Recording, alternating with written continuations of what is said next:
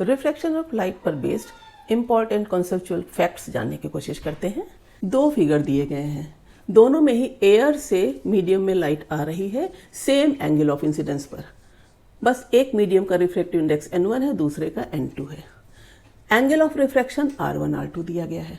बताना है n1 बड़ा होगा n2 से या n2 बड़ा होगा n1 से। दूसरी चीज़ ये भी बताना है कि किस मीडियम में स्पीड ऑफ लाइट ज़्यादा होगी, फ्रीक्वेंसी ज़्यादा होगी, वेवलेंथ ऑफ लाइट ज़्यादा होगी। इतने सारे कॉन्सेप्ट्स को जानने के लिए केवल स्नेल्स लॉ लगेगा।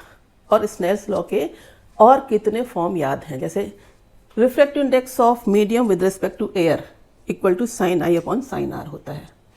एयर के रेस्पेक्ट में किसी भी मीडियम के रिफ्रैक्टिव इंडेक्स को एब्सोल्यूट रिफ्रैक्टिव इंडेक्स कहते हैं। चलो, अब जिस मीडियम में आर ज़्यादा होगा उसमें उसका रिफ्रैक्टिव इंडेक्स कम होगा, क्योंकि आई तो सेम है, तो ये इन्वर्सली प्रोपोर्शनल हुआ ना। किसमें आर ज़्यादा है? n2 में, यानी n2 कम होगा n1 से। तो आपने ये डिसाइड कर लिया n2 कम है n1 से। अब क्या बताना है कि किस में स्पीड ऑफ लाइट ज़्यादा होगी। तो स्पीड ऑफ लाइट भी रिफ्लेक्टिव इंडेक्स के फॉर्मूले से कैसे रिलेट करते हैं? a mu n equal to sine i upon sine r equal to c upon v। c speed of light in air और वैक्यूम, तो दोनों ही के लिए सेम है। तो इस रिलेशन से क्या आ रहा है कि v directly proportional to r।